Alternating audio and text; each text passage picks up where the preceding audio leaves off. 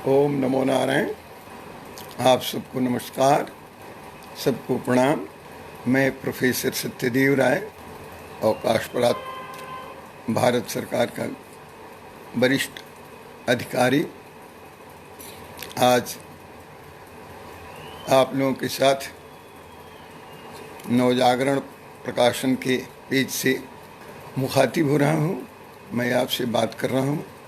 आज की चर्चा का विषय होगा, जो इसका विषय वस्तु है, थीम है, वो है कि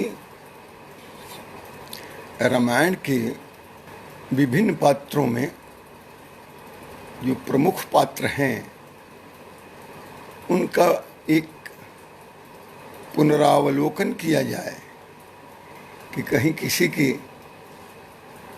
किसी भी पात्र के जो एक प्रधान और मुख्य पात्र है,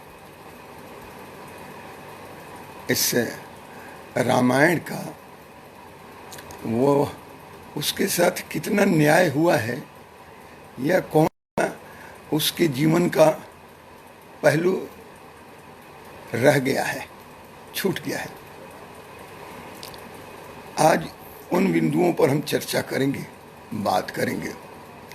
और आज की चर्चा के केंद्र बिंदु है, हमने रखा है कैकेयी को। आपका भी स्वागत है नवजागरण प्रकाशन के अधिकारियों का।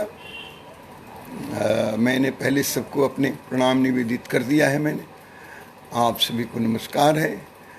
और आज की चर्चा के केंद्र में, जैसा मैंने बताया, कैकेयी का चरित्र लिया है। रामायण कह देने से केवल रामचरितमानस का बोध नहीं होता है। राम के संबंध में जितने भी ग्रंथ हैं और जिसमें राम के पूरे चरित्र के साथ साथ जितने भी और पात्रों का भी और सहायक चरित्रों का भी जिसमें समावेश है, उन सब पर एक दृष्टिपात करेंगे। पुनरावलोकन और पुनर्मूल्यांकन में हम ये रखेंगे कि क्या कहीं पूर्वाग्रह रह गया है किसी के चरित्र के निर्माण में, उस लीला में, या किसी का ज़्यादा इवेल्युएशन हो गया है और किसी का कम मूल्यांकन हुआ है। क्या हम अब कुछ इसमें कुछ कर सकते हैं? हम उसमें अभी क्या कर सकते हैं? उस मूल्यांकन में जो हुआ है उसके परिप्रेक्ष्य में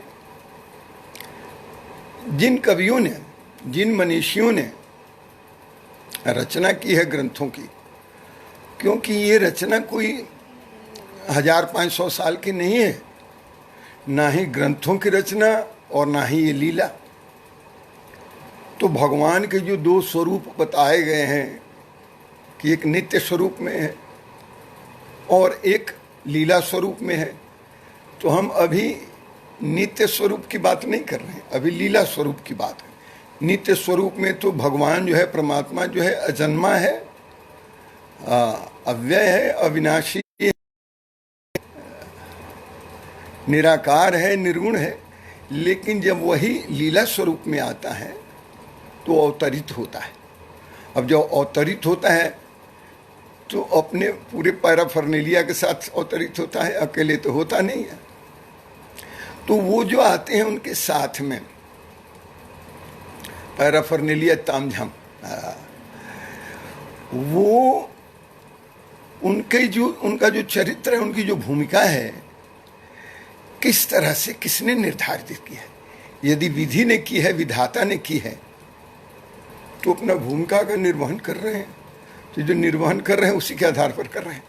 हाँ, लेकिन ये देखना होता है कि वो जो जिस भूमिका का निर्वहन कर रहे हैं, जिस चरित्र का, वो क्या उस चरित्र को वो उस पराकाष्ठा पर पहुंचा सके हैं जिसकी अपेक्षा विधि ने की हो, ग्रंथकार ने की हो, रचनाकार ने की हो।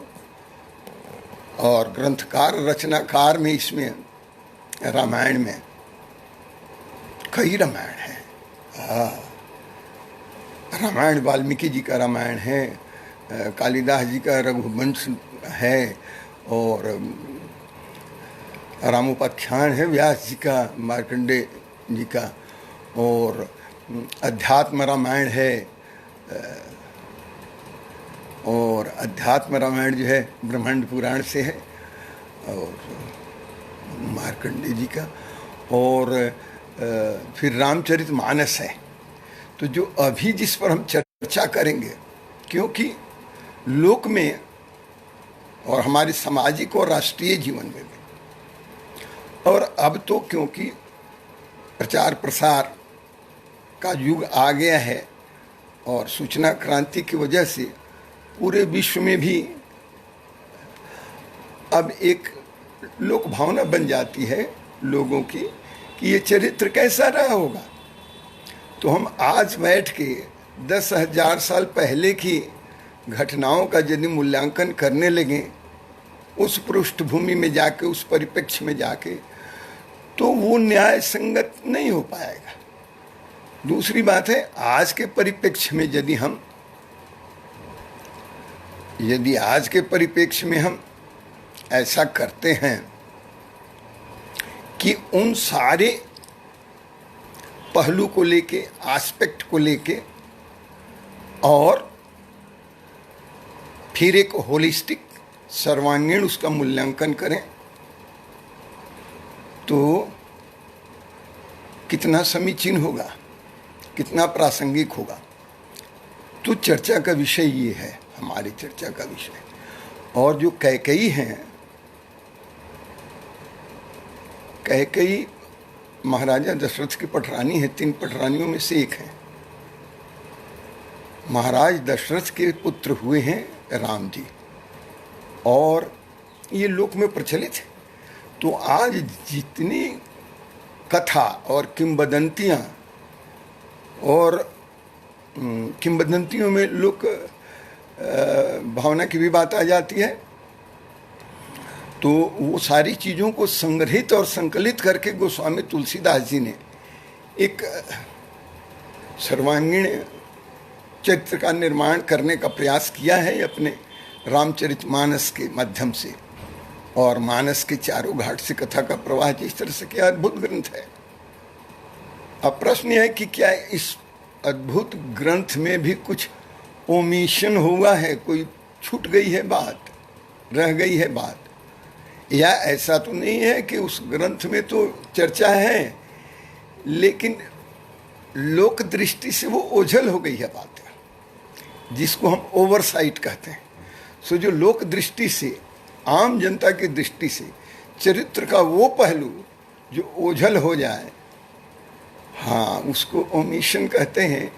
और वो हमारा काम है कि कालांतर में, प्रत्येक कालखंड में किसी विषय का, और जिसे उसके विशेष पात्र हों, प्रधान पात्र हों, उनके चरित्रों का मूल्यांकन प्रत्येक कालखंड में होना चाहिए, और उसका संदर्भ लेके आज के युग में उसकी क्या प्रासंगिकता है ये भी देखना चाहिए।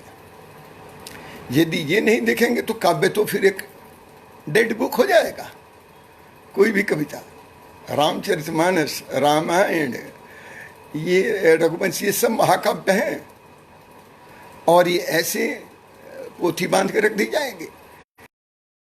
में से रोज कुछ न कुछ, ये सब सागर है ना काव्य, इस सागर में से रोज कुछ मोती निकालना है हमें, और उन मोतियों को हमें लोक कल्याण के लिए प्रकाश में लाना है। यही तो काम प्रकाशक का है। प्रकाशक जो चीज अंधेरे में पड़ा हो, जो तम में पड़ा हो, उसको कैसे वो पुनर्जीवित करे। तो किसी भी डायनेमिक का अर्थ हुआ किसी भी गतिशील और परिवर्तनशील समाज के लिए आवश्यक हो जाता है कि हम उसका इवैल्यूएशन, असेसमेंट, मूल्यांकन करें, और कहीं कुछ उसमें बात रह गई है लोक दृष्टि से ओझल, तो हम फिर से उसको उजागर करके प्रकाश में लाएं, एक नई दृष्टि दें।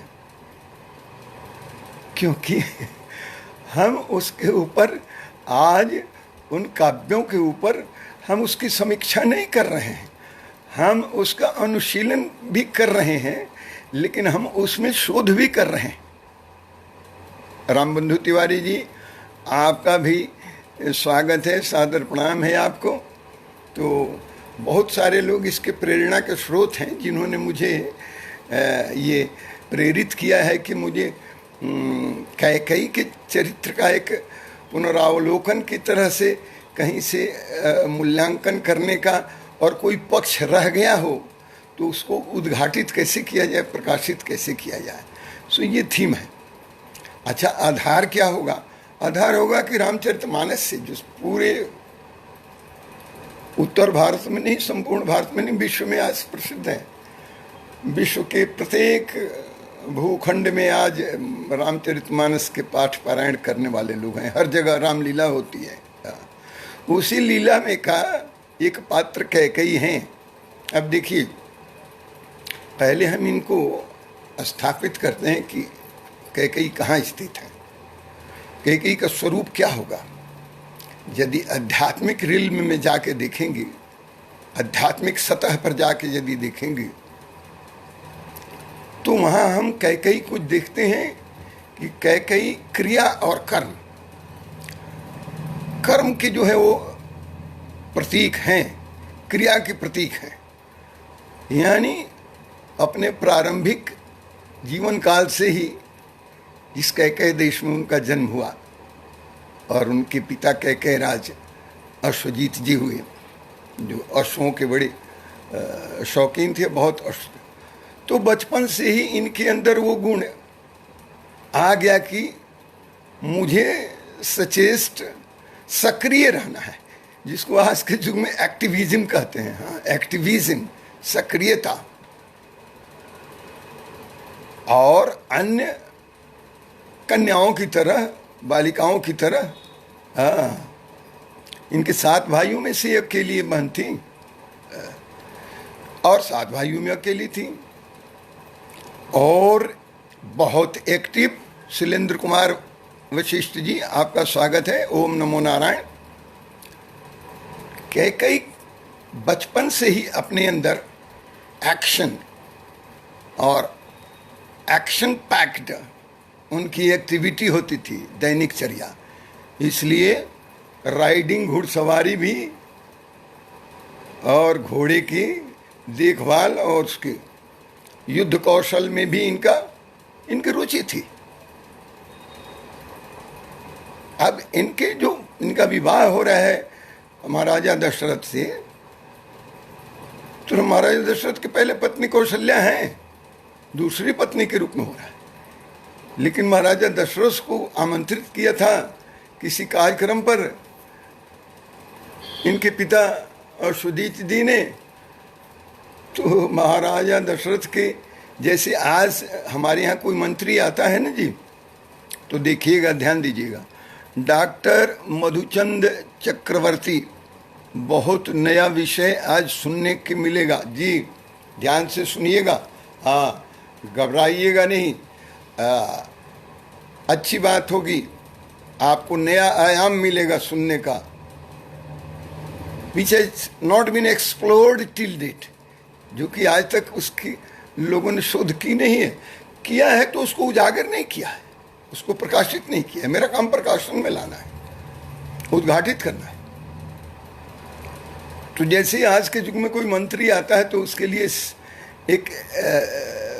उस विजिटर के लिए एक स्टैंडिंग मिनिस्टर होता है उसकी देखभाल करने के लिए। उसी तरह से महाराज दशरथ की देखभाल के लिए कैकेयी थी, और काफ़ी प्रभावित हो गए महाराज दशरथ, और उन्होंने अपने विवाह का प्रस्ताव भी, कैकेयी के बारे में जानना अच्छा है, राम इन्हें इतना मान देते थे, कोई बहुत बड़ा कारण रहा होगा। बहुत अच्छा जी, बहुत खूब, क्यों ना, बहुत बड़ा कारण रहा होगा।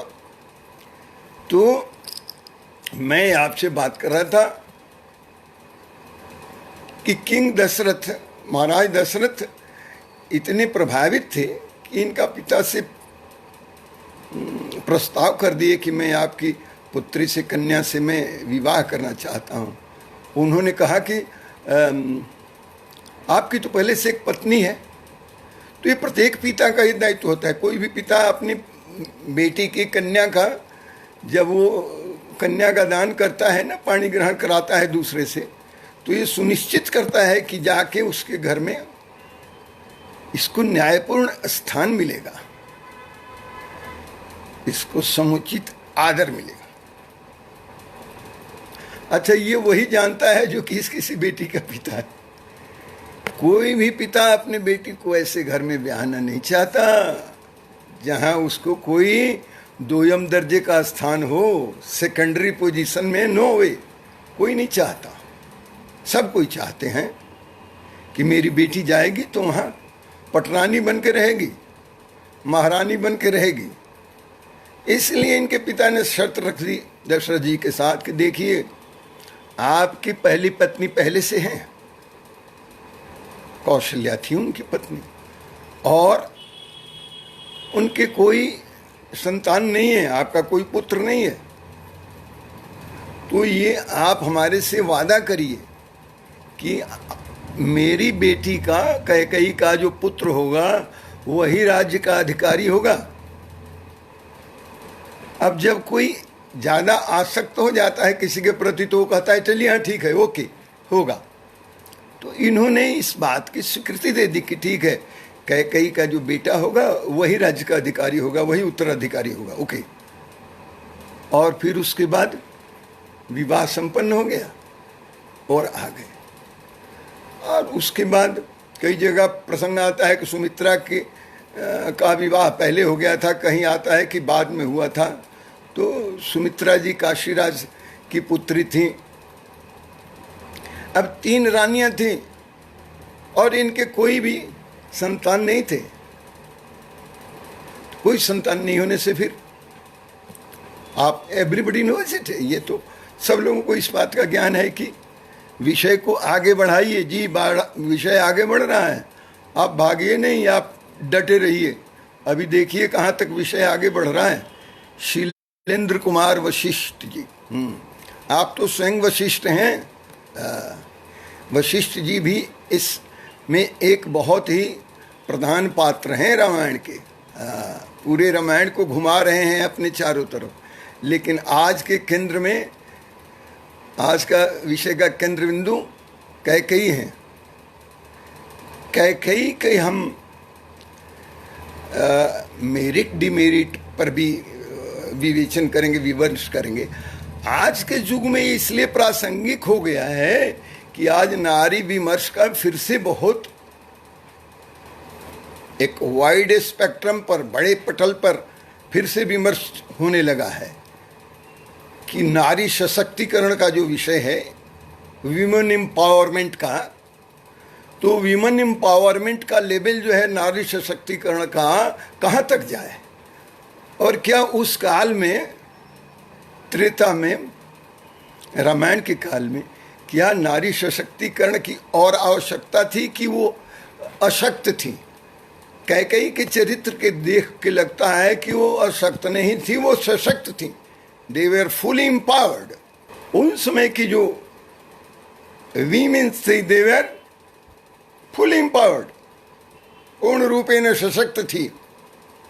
तभी तो कैकेयी जब देवासुर संग्राम में गई थी दशरथ जी के साथ, तो दशरथ जी को जब बाण लग गया था और अचेत हो गए थे और रथ उनका धंस रहा था, तो रथ का कमांड संभाल लिया। ये मामूली सशक्तिकरण जानते हैं? आज के युग में जिसको टॉम बॉय कहते हैं ना, वो टॉम बॉय थी Kaikeyi. She was not an ordinary queen. जैसे झांसी की रानी कहते हैं ना आप, झांसी की रानी की पहले की वो महारानी थी जो अपने पति के साथ फ्रंट पे गई थी युद्ध मैदान के बैटल लाइंस में, मोर्चे पर, और रथ संभाल रही थी, सारथी का काम कर रही थी, और ऊपर से कूद के नीचे रथ को जो धंस रहा था पहिए को उठा लिया कितना शक्ति चाहिए आपको? शैलेंद्र कुमार वशिष्ठ जी सुन रहे हैं आप? भागिए नहीं, बात अभी आगे बढ़ेगी।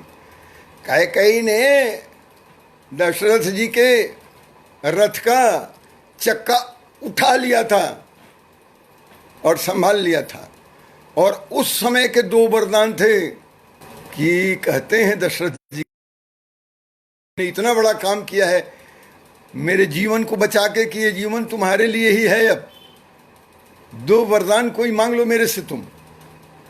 वो दो और एक क्या, उन्होंने कहा कि ठीक है ये मेरे लिए ये रिजर्व में रहेगा, सुरक्षित रहेगा, और जब मुझे इसकी जरूरत होगी तब मैं आपसे मांग लूंगी।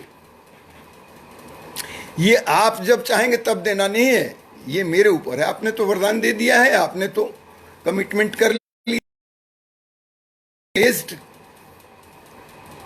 तो ये दो वरदान मैं अपनी सुविधा से मांगूंगी जब मुझे जरूरत हो। अब सवाल ये है कि रामायण का निर्माण रचि महेश निज मानस राखा, अपाई सुसमय शिवासन भाखा, ये भगवान शिव ने अपने मानस में ही इसकी रचना कर रखी थी,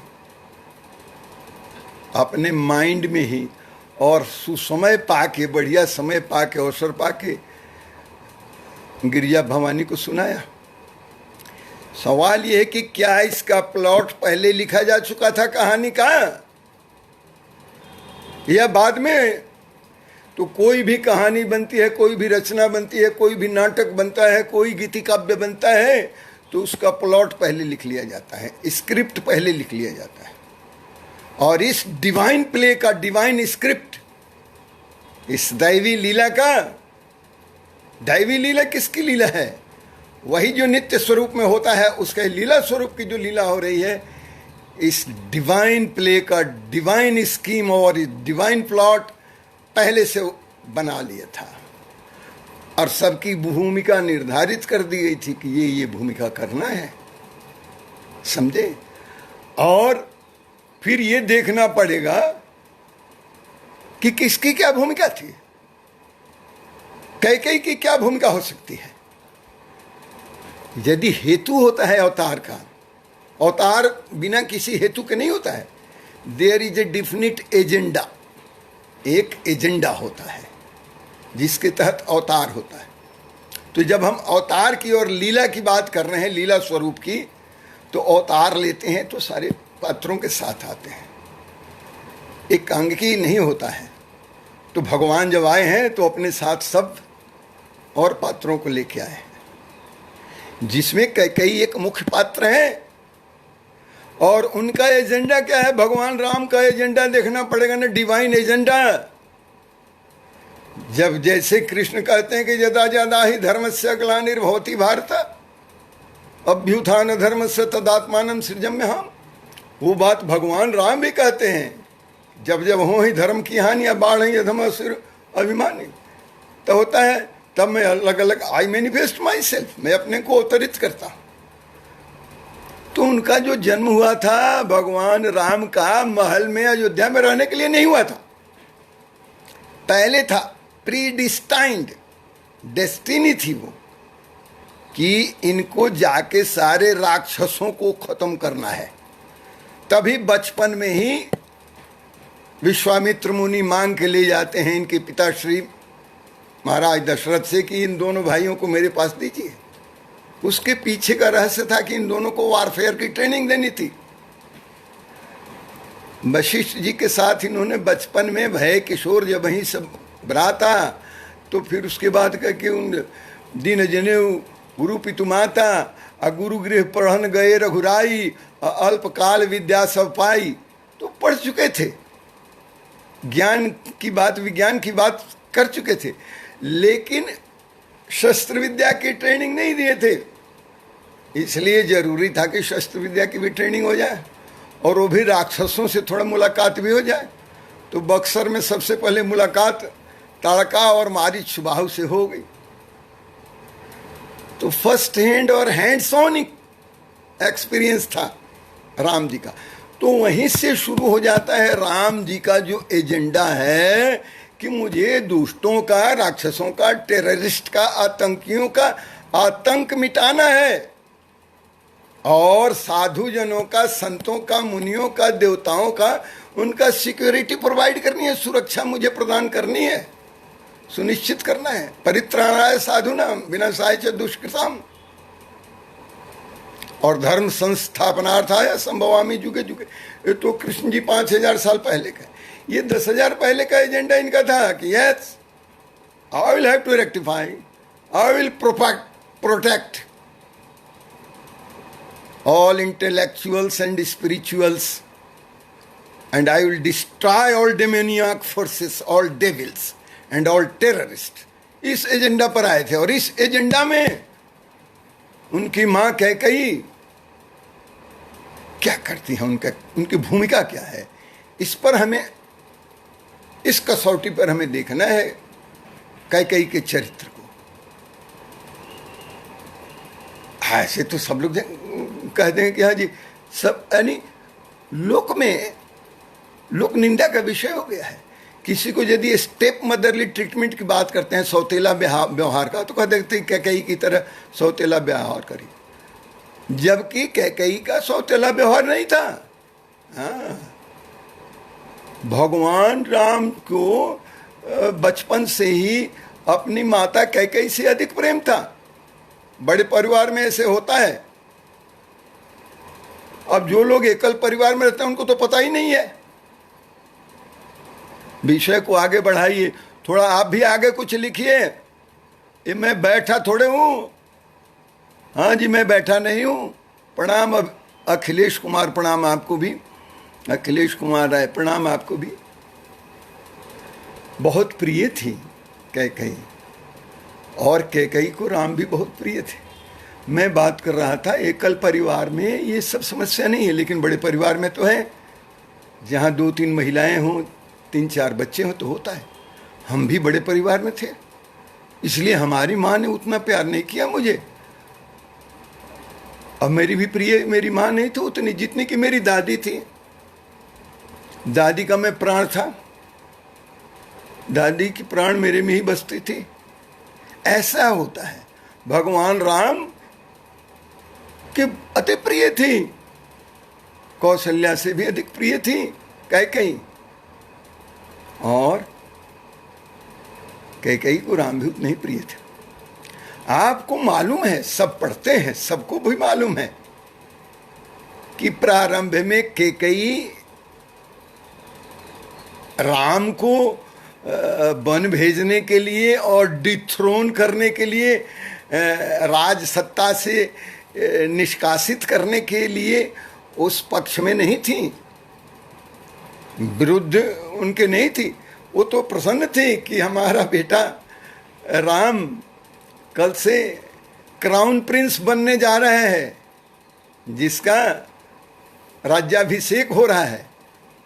कितना प्रसन्न थी माँ। राम बंधु तिवारी जी बहुत सुंदर, अखिलेश कुमार जी बहुत सुंदर।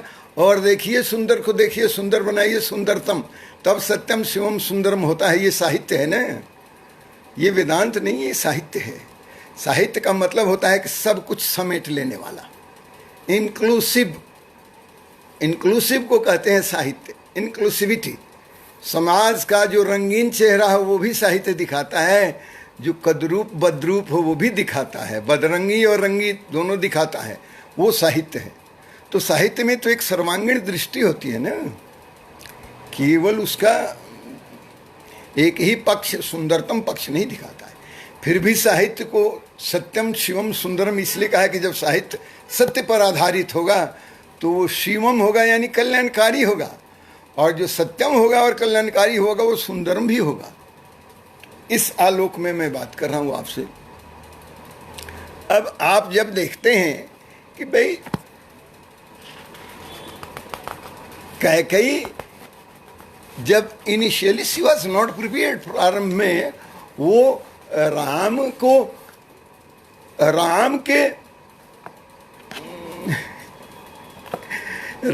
के राज्याभिषेक से शी वॉज डिलाइटेड, बहुत प्रसन्न थी। हाँ, ये तो मंथरा। अब देखिए, here comes the plot of the story. अब स्टोरी का प्लॉट देखिए, क्योंकि जिस डिवाइन स्कीम के अंतर्गत आए थे भगवान राम दुष्टों का संहार करने के लिए और साधु समाज का, मुनियों की रक्षा करने के लिए, परित्राण करने के लिए, रक्षा सुनिश्चित करने के लिए, तो आप सोचिए कि भगवान राम को यदि अयोध्या में सीमित कर दिया जाता तो क्या सारे दंडकारण्य के और सारे अरण्य के जितने जो चोर, डाकू, लुचे, लफंगे, टेररिस्ट थे वो मर जाते? क्या जनरल साहब को साउथ ब्लॉक में बैठने दिया जाता और वो बॉर्डर पर ना जाते? अरे जनरल साहब को रोज बॉर्डर पर घूमना पड़ता है, उनके लिए एक हवाई जहाज है, एयर मार्शल के लिए है। तो जिसका जो रोल डिफाइंड है, जिसको आप रोल डिफाइंड को कह रहे हैं, डिजाइंड है, डिवाइन है, दैवी है, तो उनका जो रोल और भूमिका भगवान राम की थी, डिजाइंड बाय डिवाइन। वो जो प्रारब्ध के द्वारा, नियति के द्वारा, दैव के द्वारा जो भूमिका निश्चित और निर्धारित थी, वो थी कि उनको जंगल में जाना है। अब जंगल में यदि ना जाते और अयोध्या में रह जाते केंद्रित, अयोध्या के राजा कहलाते वैसे ही जैसे उनके और पूर्वज कई कहलाए। कईयों का नाम लोग नहीं जानते हैं, जो बहुत मशहूर हुए, बहुत कार्य किया कल्याण का, उन लोगों को तो कुछ को जानते, सबको तो नहीं जानते। हजारों लोग डाउन दी लाइन आ गए परंपरा में। भगवान राम को राम बनने के लिए वन में जाना आवश्यक था। ये उनके जो कास्टिंग होती है ना स्क्रिप्ट में, ये एज पर स्क्रिप्ट फॉलो करना था। हाँ, उसका जो है पटकथा पहले से बनी हुई थी कि आपको जाना है। सवाल ये है कि कौन आदमी कह सकता है कि भगवान को राम को भेज दीजिए जंगल? किसके पास इतना सामर्थ्य थी? किसके पास इतनी औकात थी जो भगवान राम को भेज देते वन में जाइए? कौन आदेश दे सकता था पूरे उस युग में? क्या वशिष्ठ जी कह सकते थे? ना। दशरथ जी कह सकते थे? ना। कौशल्या जी कह सकती थी? ना। सुमित्रा कह सकती? ना। कैकेयी कह सकती? No, not even Kaikeyi. Kaikeyi ji भी नहीं कह सकती थी। कौन कहेगा इस तरह की बात? कोई नहीं कह सकता। इस पूरे धराधाम पर, अयोध्या की तो बात छोड़िए, इस पूरे धराधाम पर कोई नहीं था जो भगवान राम के वनवास की बात कर दे। भगवान Ram before being crowned as prince इतने लोकप्रिय हो गए थे, इतनी लोकप्रियता थी, सभी प्रजा के चित्त हर लेने वाले थे, मनोहर थे। सबके मुख पर भगवान राम का नाम था कि कब बनेंगे ये। अब प्रश्न ये उठता है कि यदि सब प्रजा चाहती हैं कि रामचंद्र जी बन जाएं तो कौन रोक सकता है? इसमें जो विघ्न डालेगा वो खलनायक बनेगा। खलनायक की टोपी तो कोई पहनना नहीं चाहता। Nobody wants to don the cap and hat and make live a villain. खलनायक कोई नहीं बनना चाहता, कोई वैम्प नहीं बनना चाहता, खलनायिका कोई नहीं बनना चाहती। कौन बनेगा? और यदि कोई कह भी देता ऐरू गैरू नथु खैरू, any Tom Dick and Harry, तो उसकी बड़ी भर्त्सना होती, लोग बड़ी पिटाई करते हैं कि ये क्या कह रहे हो। हैं? तो जो सबसे प्रिय है वही कह सकती थी, भगवान राम के सबसे प्रिय हैं वही कह सकती थी, उनकी माता कैकेयी कह सकती थी। और ये दायित्व, आंखें खोलने वाली सच्चाई आप बता रहे हैं। सबकी आंखें खुल जाए तो मेरा सौभाग्य होगा। अभी और आगे कर देखिए, माता कैकेयी कर सकती थी ना, और किसी के बस का तो था नहीं। लेकिन माता कैकेयी की इतने प्रिय थे, प्राण से प्रिय, कि वो कह नहीं सकते थे। तो जिसने ये प्लॉट लिखा, कहानी का नाटक लिखा इस गीति काव्य का, उसने ये लिखा था, ये इस धराधाम पर कोई नहीं है जो कह सकता है कि भगवान राम के लिए वनवास सुनिश्चित कीजिए, उनको वंचित कीजिए राज्याभिषेक से, ऐसा कोई कहने वाला नहीं था। तो राम बंधु तिवारी शानदार विश्लेषण। चलिए अभी थोड़ा, और आपका बहुत बहुत धन्यवाद। और अखिलेश कुमार जी लिख रहे हैं, आप, मैं आपके संदेश की सराहना करता हूं, आंखें खोलने वाली सच्चाई। ये जो छिपी पड़ी हैं उन्हीं को फिर से शोध करना है, निकालना है ना। मैं नया संदेश नहीं दे रहा हूं, मैं तो रामचरितमानस, वाल्मीकि रामायण और अध्यात्म रामायण में इसका विद्यार्थी हूं, अध्यात्म पढ़ाता हूं। लेकिन मेरा अन्वेषण तो शोधपूर्ण तो होता है, लेकिन वो प्रासंगिक भी तो होना चाहिए ना, नहीं तो ऐसे ही बोझ ढोने वाली बात होगी। अब यदि भगवान राम को देखिए हो गया कि he has to go to forest under exile and it order कौन देगा? अरे एक अदना एक्सटर्नमेंट की होता है, डिस्ट्रिक्ट के करने की एक्सटर्नमेंट की, तो ऑर्डर डीएम देता है, highest authority in the district. DM को सबसे बड़ा पावर है। और इतने बड़े व्यक्ति का किसको है? आज लोकतंत्र में प्रजा को शक्ति है कि किसको बनाना है क्राउन प्रिंस। उन दिनों भी प्रजा की भावना का पालन किया जाता था। डॉक्टर मधुचंद चक्रवर्ती, इसीलिए भगवान राम जी ने माता कैकेयी को क्षमा कर दिया था और अपने पिताजी से भी कहा था कि उन्हें माफ कर। माफ क्या करना था? आज तक हमने ये नहीं देखा है कि कोई स्टेज पर रामलीला हो रही है और बाद में कोई जाके कहे कि जो रावण का पाठ किया था उसको मैंने क्षमा कर दिया। अरे उसने तो बढ़िया पाठ किया, तो बधाई देते हैं लोग। राम ने क्षमा नहीं किया, राम तो जाके उनसे क्षमा मांगे कि मेरे चलते आपकी इतनी लोक निंदा हो रही है, आप हमारे परम पूज्य हैं, आपके जितना हितैषी मेरा कोई नहीं है। राम जी ने ये कहा, पढ़िएगा उत्तरकांड में तो पता चलेगा राम जी कौन होते हैं क्षमा करने वाले। कैकेयी को, कैकेयी कर्म की प्रतीक है, कर्म की निष्ठा है। वो जानती है कि भगवान कर्म में विश्वास करने वाले हैं, कर्म में निष्ठा वाले हैं, इनको जंगल में जाना पड़ेगा। ये अयोध्या में रह के क्या करेंगे? अरे अयोध्या तो इस्टेब्लिश्ड है, anybody, any one of the 3 other brothers they can take care. बाकी के 3 भाइयों में से कोई भी अयोध्या के राजकाज का संचालन कर सकता था, लेकिन पूरे जंगल के राज को संभालना सब किसी के बस का नहीं था। ये टेलीविजन में ऐसे ही देखा है सर, ये टेलीविजन में ऐसे ही देखा। अभी टेलीविजन से आगे बढ़िए, टेलीविजन वाला क्या है? टेलीविजन तो अनपढ़ लोगों के लिए बनाया हुआ है, कुछ कम पढ़े लिखे लोगों के लिए बनाया हुआ। विद्वान लोगों के लिए टेलीविजन थोड़ा बनाया हुआ है, बच्चों के लिए बनाया हुआ है। अच्छा जी, डॉक्टर मधुचंद चक्रवर्ती जी, हाँ। अब उस क्रम पर थोड़ा सा आप ध्यान दीजिएगा, राज्याभिषेक का जो क्रम चल रहा है उसमें, तब आपको पता चलेगा कि कैकेयी जी का क्या रोल हो सकता है। जब यहाँ पृथ्वी पर, धराधाम पर कोई ये कहने वाला नहीं था कि भगवान राम के लिए वनवास जाना आवश्यक है, पब्लिक इंटरेस्ट में है। आज भी पब्लिक इंटरेस्ट में काम किया जाता है ना, हाँ, जन कल्याण में है,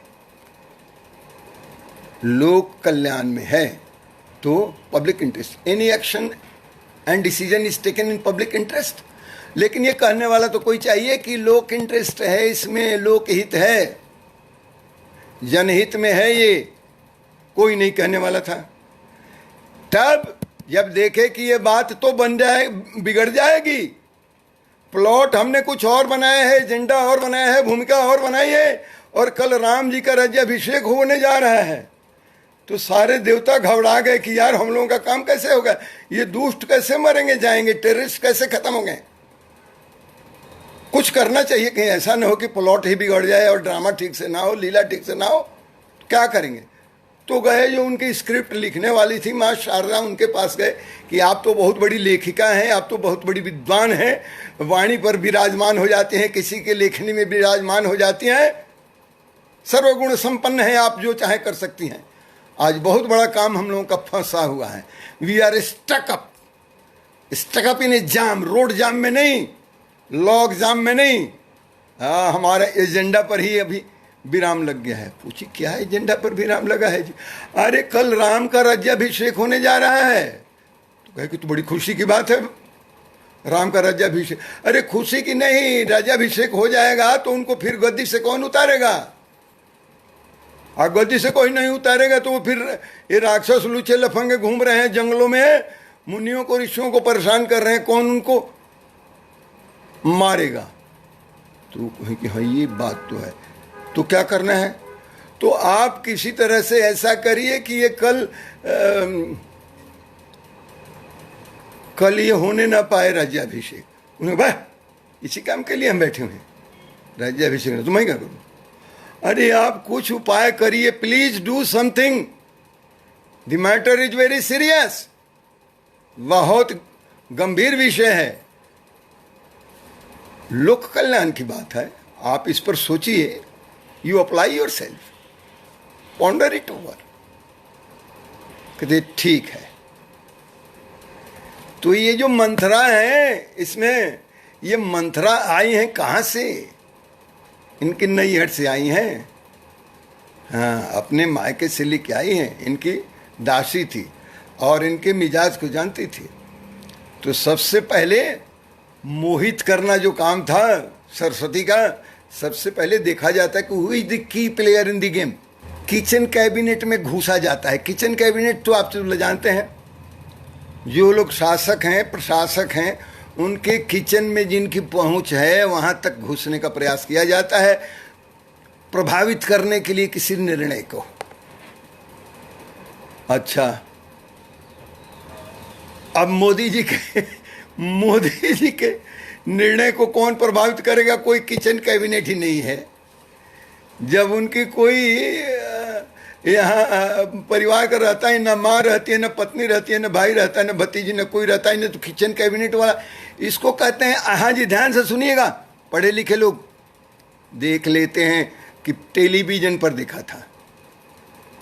जिसको है बुला लो, मेरे से संवाद कर ले, टेलीविजन वाला। हाँ, मैं यहीं से चुनौती दे दूंगा, ऐसे मत समझना। किचन कैबिनेट में कोई जी हाँ है ही नहीं, मूल से ही साफ है। इसको कहते हैं पैलेशियल इंट्रिक्स। पैलेशियल इंट्रिक्स का मतलब होता है कि जो महल के अंदर षड्यंत्र और साजिशें होती हैं, उनको पैलेशियल इंट्रिक्स कहते हैं। How to create and how to plant a palatial intrigue, किस तरह से षड्यंत्र इसमें रचें। तो ये सरस्वती ने मति बदल दी। यही तो मति और बुद्धि की प्रार्थना करते हैं हम सरस्वती से रोज रोज, हाँ, कि हमारी बुद्धि बना दीजिए। आपका संदेश बहुत गहराई की बात है। यह समझने से जीवन जीने की समझ आती है, बढ़ती है। यह जानने के बाद किसी भी परिस्थिति के पीछे का रहस्य खुल सकता है और हमें किसी के प्रति राग द्वेष सुपने। बहुत अच्छा जी, बड़ी सुंदर। आप तो हमारे से आगे की बात, आप आगे आगे दौड़ रहे हैं चोर से। अच्छा है। तो सर ये टेलीविज़न में ऐसे ही देखा है, बहुत अच्छी बात है, आप बिल्कुल सही कह रहे हैं। आप सबका बहुत बहुत धन्यवाद भी है। अभी तो शुरू हुई है कहानी, भागने का नहीं है, भागने थोड़े देता हूँ मैं। जो एक बार पकड़ में आते हैं छोड़ता नहीं मैं। अब ये पैलेसियल इंट्रिक्स जो होते हैं, राजमहल की जो षड्यंत्र और साजिशें होती हैं, वो कैसे होती हैं?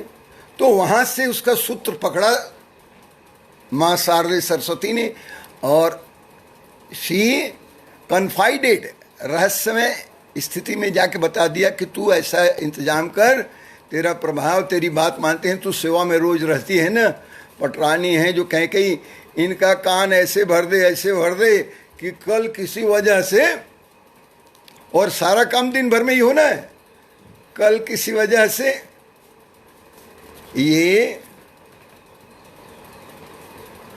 कल किसी वजह से राज्याभिषेक ना होना पाए, नॉट इज योर रेस्पॉन्सिबिलिटी, ये तुम्हारी जिम्मेवारी है मंथरा।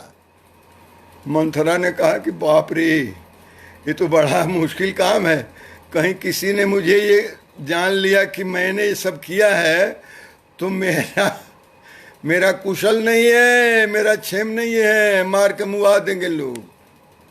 अरे काम करना है, ये देवता का काम है सब, ये डिवाइन प्ले हो रहा है, ये कोई यहाँ का हो रहा है। तो अच्छा सरकार, जब आपकी इच्छा है तो मैं तो करूँगी। पहले घर फोरी कहा, छूटते ही है पुण्य से कबहू कहसी घर फोरी, कहा कि दोबारा कहीं आए घर को फोड़ने वाली, ऐसे नाम ले लिया तुमने, तब धरी जीभ बढ़ावहूं कढ़ावहूं थोड़ी, तुम्हारा जीभ खिंचवा लूंगी, इस तरह की बात करेगा। That was the reaction from mother Kaikeyi, माता कैकेयी की ये प्रतिक्रिया थी। जैसे उसने कहा कि राम जी को मैं चाहता हूँ, आपके हित में है, ये आपको बना देंगे, बिल्कुल सेविका बना के रखेंगे, आपका तो बड़ा बुरा हाल कर देंगे। फर्स्ट रिएक्शन, पहली प्रतिक्रिया थी कैकेयी की, पुण्य से कबहू कहसी घर फोरी, यदि दोबारा इस तरह की बात तुमने किया घर फोड़ने वाली, तब धरी जीभ कढ़ावहूं तोरी, जीभ पकड़ के खिंचवा लूंगी तुम्हारी, जीभ पकड़ के खिंचवा लूंगी, ऐसी बात करी थी। अब जो व्यक्ति उसको कह रहा है कि तुम्हारी जीभ पकड़ के खिंचवा लेगी, how to persuade that, how to persuade her, कैसे उसको आप समझाएंगे कि ये आपके हित की बात मैं कर रहा हूं, मेरी जीभ मत खिंचवाइए। और उन्होंने धमका दिया, पहले ही इतना जोर से धमकाया कि दूसरे बार हिम्मत नहीं हो रही थी। लेकिन अब उसको तो आदेश मिल चुका था, दैवी आदेश माँ शारदे से, कि तुम्हें किसी न किसी तरह से कन्विंस करना है। माता कैकेयी को बात जो चल रही थी राज्याभिषेक की, लोग कहते हैं कि वशिष्ठ जी जितना विद्वान आदमी, और उन्होंने दिन सुदिन देखा और मुहूर्त देखा और राज्याभिषेक का, और राज्याभिषेक हो ही नहीं सका। तो ये तो वशिष्ठ जी ने थोड़े दिन देखा था, वशिष्ठ जी ने तो दिन देखा ही नहीं। ये तो राजा का मन था कि अब मेरे बाल कुछ सफेद हो रहे हैं। एक समय सब सहित समाज है, एक बार सब समाज के साथ बैठे थे राज में, राजसभा, रघुराय विराजा, तो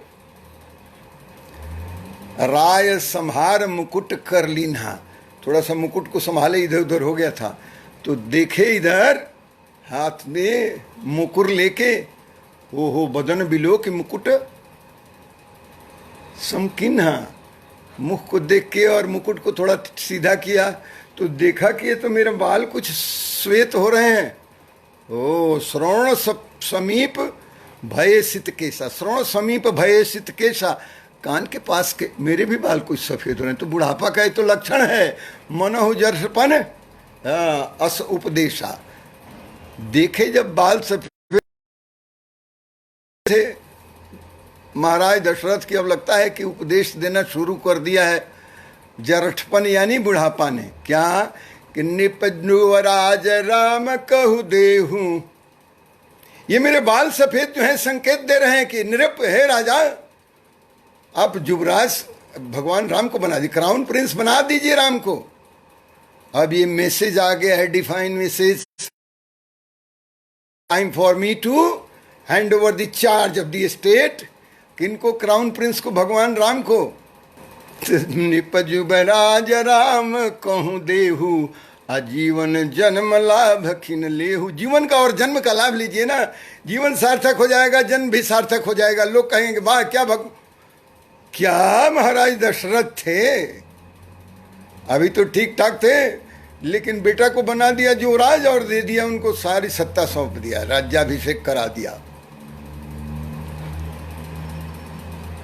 पंचायत लगी थी, सब लोगों को बुलाया था, तो ये भी पूछा उन्होंने कि जो पांच ही मत लागही नीका, कहते हैं कि जो 5 लोगों का मत हो, जो समाज का मत हो, पंचों का मत हो, पंच कहते हैं। हाँ, जो 5 ही मत लाग ही नहीं, क्या यदि इनको सबको मत लगे अच्छा तो करहूँ हर्ष ही राम ही टीका।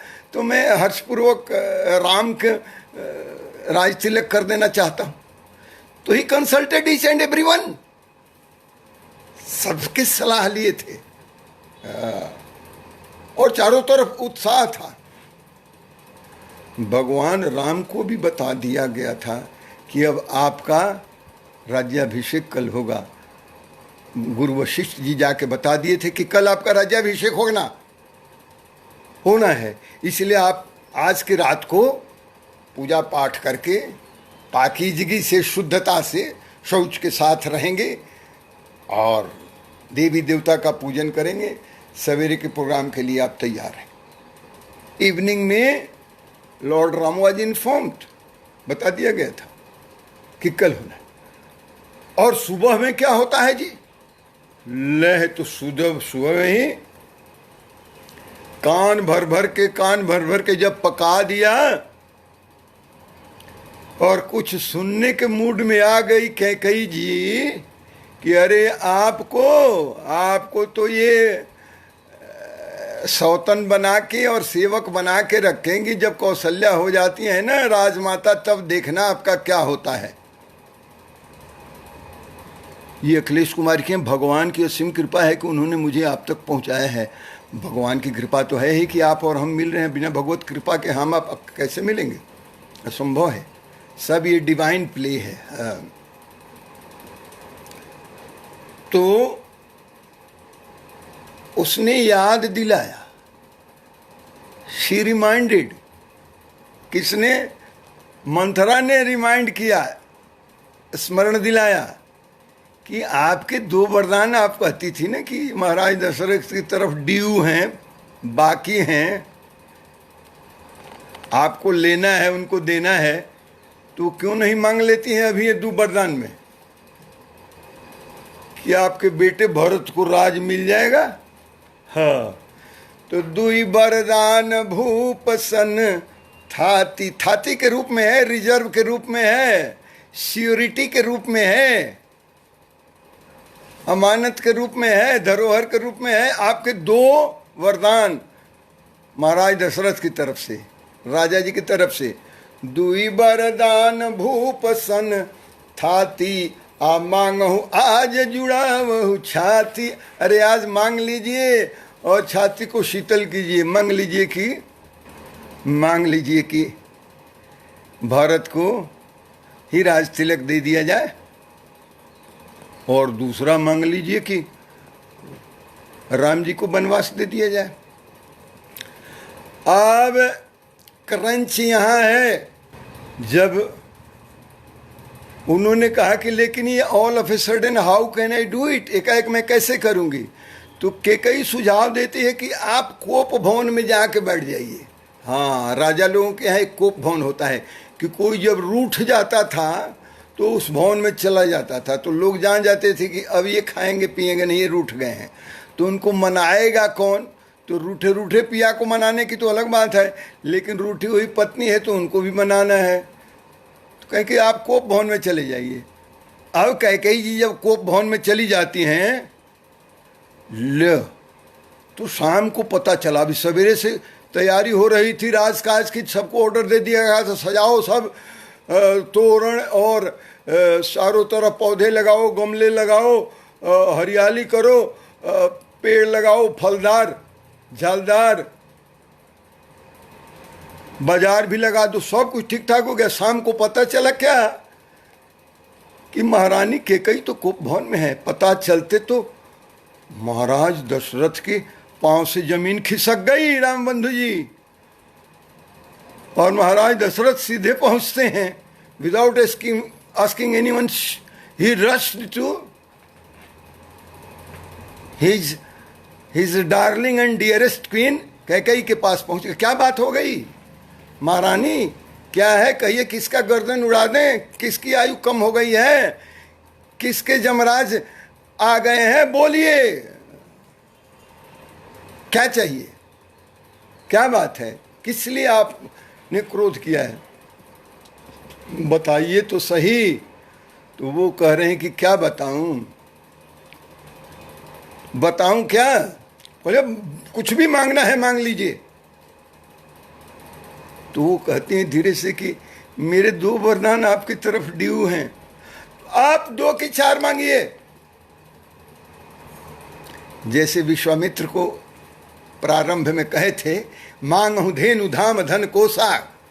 धेनु मांगो, धाम मांगो, धन मांगो, जमीन जायदाद, सर्वस्व दे हूं आज सहरोसा, सब कुछ दे दूंगा आज सहर्ष। उसी तरह से कह रहे हैं यहाँ के कई से भी। क्या चाहिए? What are you interested in, what do you demand? क्योंकि मेरे 2 वरदान आपकी तरफ बाकी हैं। महाराज जी, सुनहु प्राण प्रिय भावत जी का, मेरे मन को जो भाएगा वही मांगूंगा, आपके कहने से तो मैं मांगूंगी नहीं। तो मेरे मन की बात यदि आप जानना ही चाहते हैं तो सुन लीजिए। सुनहु प्राण प्रिय भावतनी जी का, देहु एक बार भरत ही टीका। अब जब सुने तो हवा सूख गई, खिसक गई, गिर गए पहले ही वरदान के नाम पर। कह रहे हैं कि मुझे यदि आप वरदान देना ही चाहते हैं तो मेरे मन को जो अच्छा लगेगा वही मांगूंगी ना, आपको अच्छा लगेगा वो थोड़ी मांगूंगी। तो मुझे अच्छा लग रहा है, सुनहु प्राण प्रिय भावत जी का, मेरे जी को जो भाता है वो ये है कि देहु एक बार भरत ही टीका। एक बार तो ये दीजिए कि भरत को राज तिलक, और मांगो दूसर बर कर जोरी। अभी तो आप कहे थे कि 2 का 4 मांग लीजिए, अभी एक पर ढिमला गए बस। और मांगो दूसर बर कर जोरी, हाथ जोड़ के अब मांग रहे हूं। पहले तो अधिकार पूर्वक मांगा था कि ये मेरा अधिकार है, आप हमारे से विवाह करते समय ये शर्त रखे हैं, ये प्रतिज्ञा किए हैं कि मेरा पुत्र होगा वही राज्याधिकारी होगा, ये तो मेरा अधिकार था, इसलिए हाथ जोड़ के नहीं मांगा। और दूसरे में कह रहे मांगहु दूसर बर कर जोरी। अब दूसरा बर कर जोड़ के मांगती हूं, पुरवहु नाथ मनोरथ मोरी, मेरी मनोकामना पूरी कर दीजिए। अरे उन्धत तो सांस बंद है, ऊपर की सांस ऊपर, नीचे के नीचे, पान अपान अटका हुआ है खाली भरत का टीका सुन के। तब तक दूसर का फरमा दिया क्या, शेष उदासी 14 वर्ष राम बनवासी, तापस वेश विशेष उदासी 14 वर्ष राम बनवासी। इसमें तो कैकेयी को मंथरा ने 2 ही सिखाया था कि भरत के लिए राज तिलक मांग लो और भगवान राम के लिए वनवास मांग लो। इन्होंने तो 2 और मांग लिया, क्योंकि उन्होंने कह दिया था राजा जी ने कि 2 का 4 मांग लो, और 2 ही में चारों समेट दिया। कहते हैं तापस वेश विशेष उदासी 14 वर्ष राम वनवासी। उन्होंने ये नहीं कहा कैकेयी ने कि भरत जी को राज तिलक दीजिए और राम जी को वनवास। तो ये तो वाइड ओपन हो जाती बात की वनवास क्या 1 दिन के लिए, 2 दिन के लिए, 3 दिन के लिए, औपचारिकता दिखाने के लिए, फॉर्मेलिटी निभाने के लिए कि जाइए घुमा के आ गए जी वनवास से, ऐसे नहीं होगा। इसलिए कहा कि तपस्वी के वेश में जाएंगे। तो तपस्वी के वेश में तो बहुत लोग रहते हैं, जंगल में परिवार भी चलाते हैं, इसलिए कहेंगे तापस वेश और विशेष उदासी, और उदासी बन के रहेंगे। उदासीनता रहनी चाहिए उनके अंदर, मौज मेला नहीं करना है। नहीं तो ऋषि जी लोग तो अपना परिवार बढ़ाए हैं, गुरुकुल चलाते हैं, उदासी थोड़े हैं, वो तो सब काम करते हैं तपस्वी होते हुए भी। इसलिए तपस्वी का वेश हो और विशेष रूप से उदासी रहें। और फिर 14 वर्ष राम वनवासी, और 14 वर्ष तक राम वनवास में रहे। 1 साल, 2 साल, 3 साल, 4 साल नहीं, 14 वर्ष तक। अब कांपने लगे थर थर, कुछ तो करो, इसमें रिमिशन का है कि नो रिमिशन एट ऑल, इसमें कोई माफी नहीं है। आपने कहा क्यों?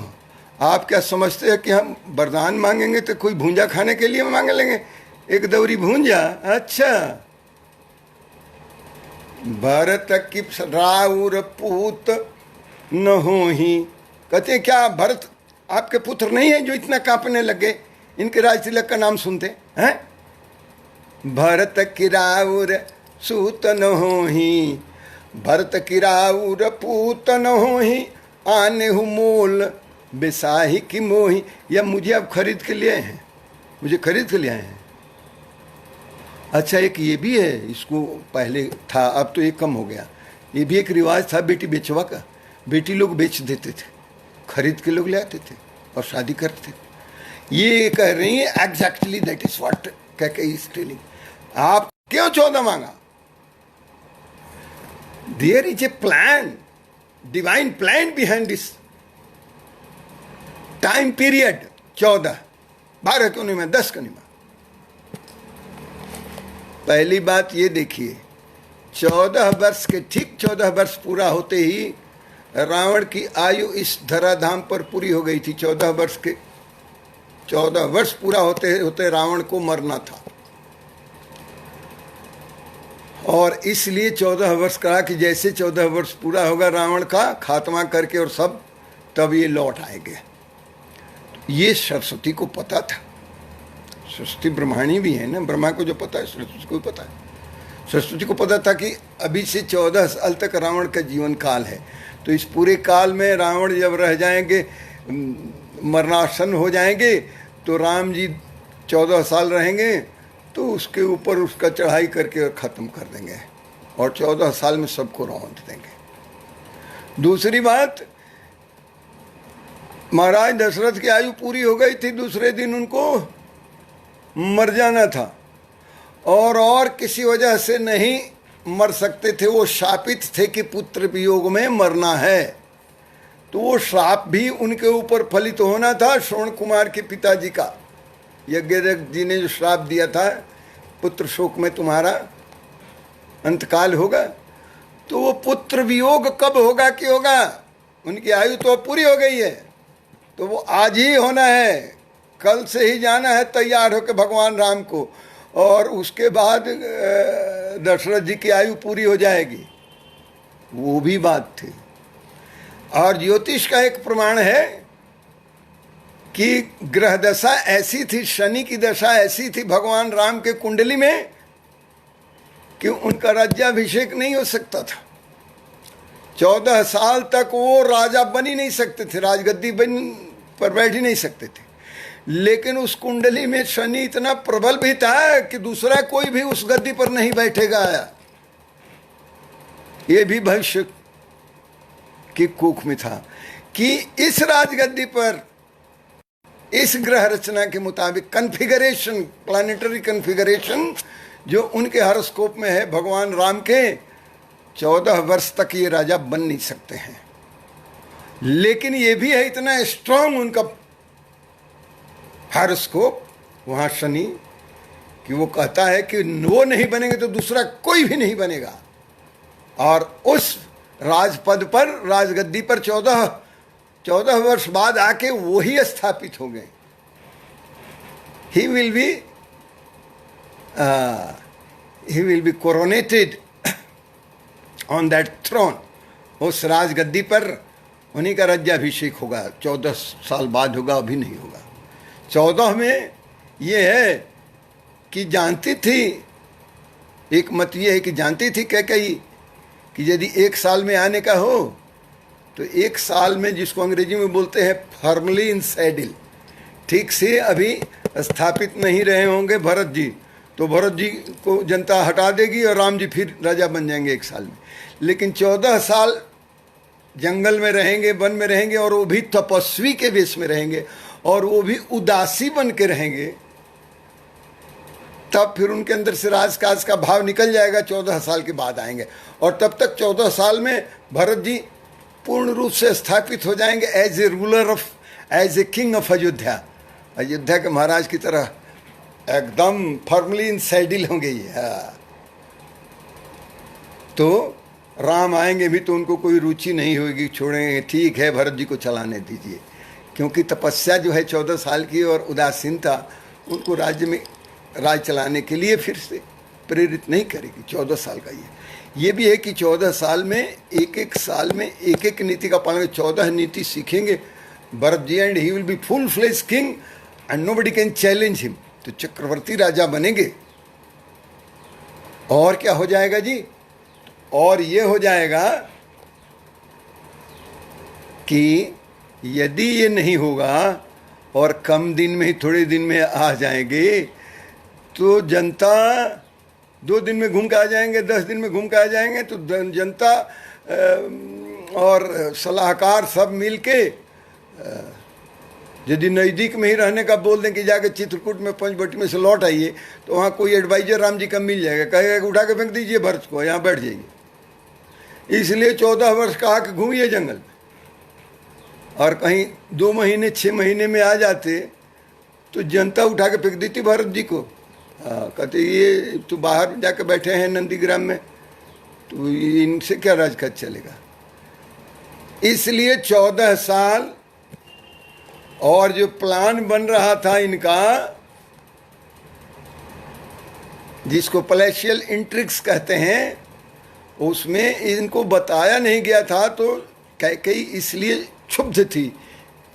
और ये क्षुब्धता को एड्रेस किया था मंथरा ने कि देखिए जी, आपको बताया नहीं, और गुपचुप कॉन्फिडेंशियली ये लोग रहस्यमय रूप से साजिश के तहत 14 दिन से प्लानिंग बन रही थी और 15 दिन ये राज्याभिषेक होना था।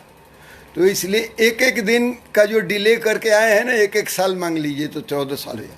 सो these are variety of reason. लेकिन काम क्या होना है? भगवान को वन में जाना है। निमित्त क्या है? राक्षसों को, टेररिस्ट को, आतंकियों को मिटाना है। समय क्या है जी? समय 14 साल का है। क्यों है जी? तपस्वी और विशेष के रूप में कि उदासीन रहेंगे। ये जो कैकेयी ने मांगा है, there was a scheme and divine scheme behind this. इसमें दैवी एक योजना थी। उस योजना के तहत उसी प्लॉट पर सब कोई काम कर रहे थे और माता कैकेयी भी काम कर रही थी। इसलिए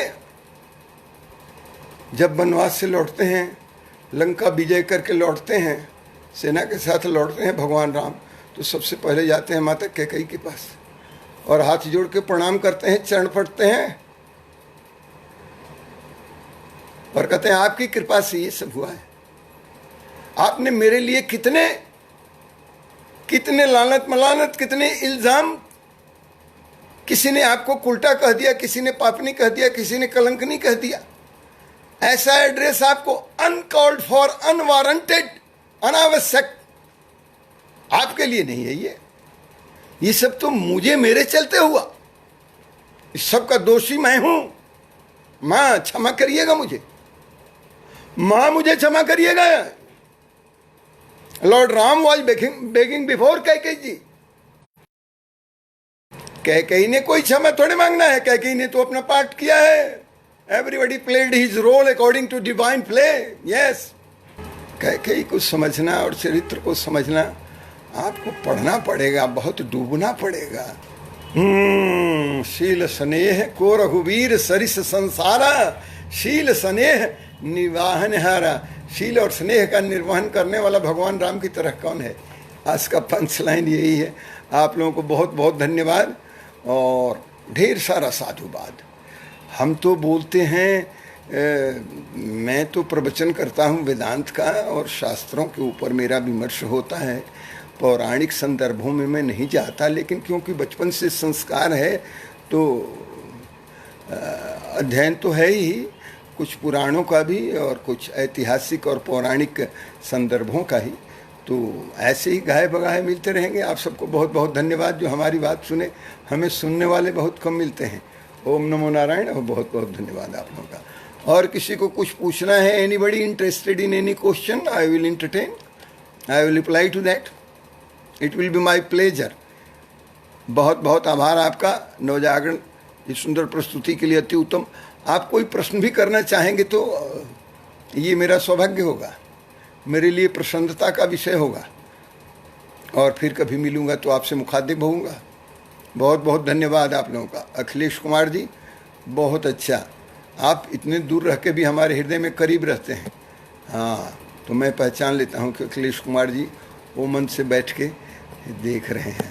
हाँ, बहुत बहुत आभार आपका। इस सुंदर पुस्तक नवजागरण का भी बहुत बहुत आभार। मैं आप सबका आधमर्ण हूँ, आपका ऋणी हूँ, जो आपने हमें अपने विचार को और एक रिविजिट और रिव्यू करने का, पुनरावलोकन करने का और फिर उसका एक मूल्यांकन प्रस्तुत करने का आपने मुझे अवसर प्रदान किया है, इसके लिए आपका आभार। ओम नमो नारायण।